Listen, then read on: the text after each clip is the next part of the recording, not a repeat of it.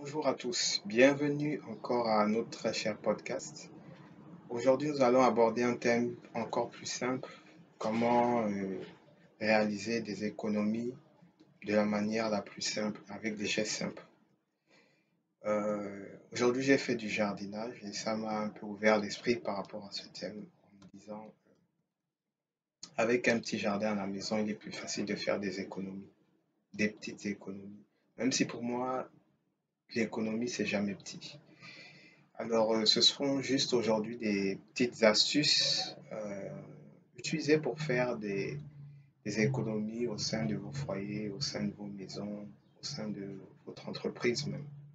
Donc, un point très simple, économie d'électricité. Point simple et banal, éteindre chaque interrupteur après être sorti de la salle. Vous finissez une réunion, éteignez la lumière. C'est tout simple. Vous avez fini de prendre votre douche, inutile de laisser la lumière allumée, vous pouvez tout simplement l'éteindre. Vous ne pouvez pas savoir le nombre de kilowatts que vous économisez par jour. Vous ne pouvez pas savoir à quel point vous protégez la planète en réduisant les gaz à effet de serre. Le cas échéant, dans le cas des entreprises, vous pouvez installer des minuteurs qui vous permettront d'allumer vos luminaires à certaines heures et les éteindre à certaines heures. C'est-à-dire, vous partez de l'entreprise, 18h30, ça s'arrête. 6h, ça démarre autant pour moi. Et 6h30, 7h, ça s'arrête. En fonction du pays, en fonction du climat, des saisons. Vous avez des pays où la journée est très longue. Par exemple, durant l'été, même à 21h, vous avez toujours le soleil. Dans ce cas-là, vous devrez faire des réglages. Mais c'est des petites économies que vous pouvez réaliser de manière aussi simple et brève. Après, vous avez également des économies que vous pouvez aussi réaliser sur l'eau. Vous pouvez économiser énormément de mètres cubes d'eau. Tout simplement, lorsque vous finissez de vous brosser les dents, fermez le robinet au lieu de le faire couler. Aussi simple que ça. D'ordre général, il est conseillé chaque fois qu'il y a une petite fuite, de ne pas attendre que la fuite se détériore. C'est-à-dire parfois c'est une petite fuite, mais avec la pression des mètres cubes d'eau, elle va s'étendre et ensuite vous aurez un joint qui va sauter, etc. Et si vous avez une fuite au courant de la nuit, c'est pas évident que vous vous en rendez compte avant le lendemain matin. Imaginez le nombre de mètres cubes d'eau qui s'est écoulé tout au long de la nuit. C'est pas bon, c'est du gaspillage. Et puis, ça vous fera des frais supplémentaires inutiles alors que vous devez réduire par exemple vos consommations d'eau. D'autres économies encore plus simples, c'est dans le panier de la ménagère qui est très important. Je parlais de faire du jardinage ce matin, j'en ai fait. Si vous avez la chance d'avoir de la terre dans votre propriété, n'hésitez pas à planter tout ce qui est condiments alimentaires, des oignons, des tomates, euh, du gombo par exemple. Voilà. Du maïs, des épinards, des carottes, un peu ces petites choses que vous achetez régulièrement au marché et dont vous pourrez par vous-même faire pousser. Déjà, c'est un moyen de vous détendre le week-end, faire un peu du jardinage, oublier un peu le boulot pour ceux qui ont une activité stressante. Et derrière, vous mangerez bio, vous mangerez le produit que vous avez créé, que vous avez vu grandir, arroser, que vous avez fait pousser comme un enfant. Et ça, c'est encore plus gratifiant. Donc, n'hésitez pas si vous avez de la terre, il y a plein de tutoriels sur YouTube.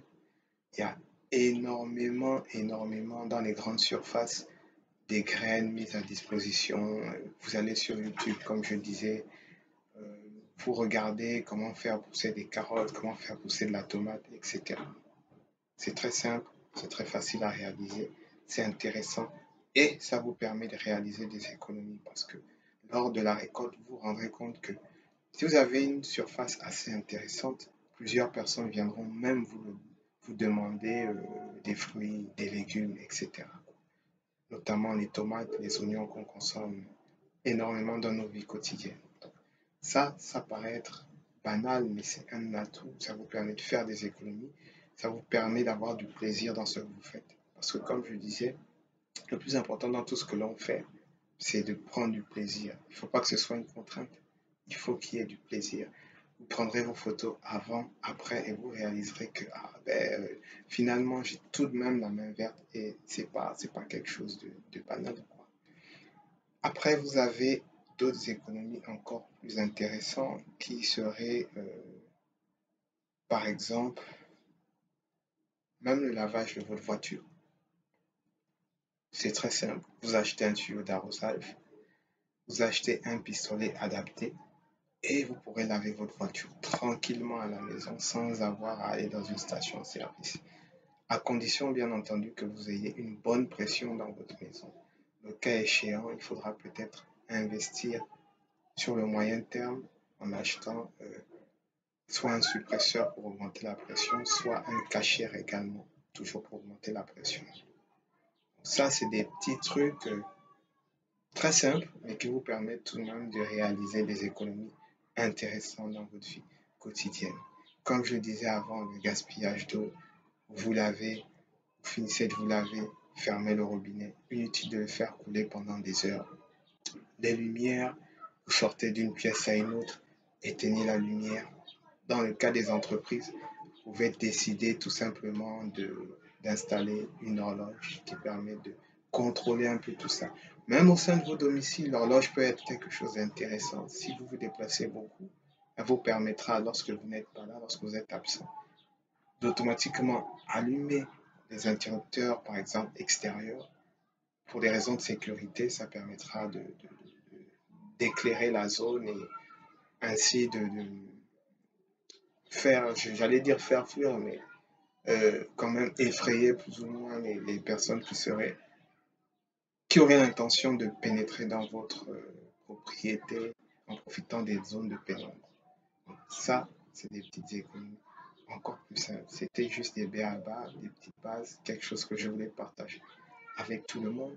Après, je ne dis pas que vous allez économiser des millions, des trillions en réalisant ça, mais non seulement c'est bon pour la planète, vous faites des économies, mais également c'est bon pour votre portefeuille. Parce qu'il n'y a rien de mieux que d'avoir sa récolte, il n'y a rien de mieux d'avoir une consommation d'eau, d'électricité qu'on essaie de contrôler. Une consommation plus ou moins rationnelle, de pouvoir par exemple vous rendre compte que derrière tout ça, vous anticipez une fuite, vous n'attendez pas qu'une fuite d'eau s'aggrave, il y a une petite fuite, on appelle tout de suite le plombier. Et ça, c'est des petites choses simples, mais qui peuvent apporter beaucoup, beaucoup, beaucoup. Lorsque vous faites la vaisselle, vous n'avez pas besoin de faire couler l'eau pendant des heures. Laver, rincer, et tout est terminé. Inutile de faire couler des mètres cubes et des mètres cubes d'eau lorsque vous faites la vaisselle. Vous savez, le monde est inégalement réparti. Il y a des inégalités à peu près dans tout. Il y a des inégalités même dans la répartition de l'eau. Vous avez des pays où il pleut abondamment. Vous avez des pays où il pleut rarement. Lorsque vous avez l'opportunité d'avoir de l'eau, profitez-en rationnellement. Parce qu'il y a des pays où c'est extrêmement difficile d'avoir de l'eau. De même pour l'électricité, vous avez des pays où les gens sont obligés de tourner avec des groupes électrogènes. Lorsque vous avez la chance d'avoir de l'électricité domestique tous les jours dans votre maison, utilisez-la de manière rationnelle. Je pense que si tout le monde utilisait l'énergie de manière rationnelle, on aurait à faire moins de délestage dans certains pays parce que l'électricité serait distribuée sûrement plus équitablement. Donc, ça, c'était mon petit message de fin. Je remercie encore OR, donc Optique Révolution, pour ces fantastiques lunettes. Je remercie tous les partenaires, tous les associés et tous ceux qui suivent mes podcasts. Merci et je vous dis tranquillement à la prochaine.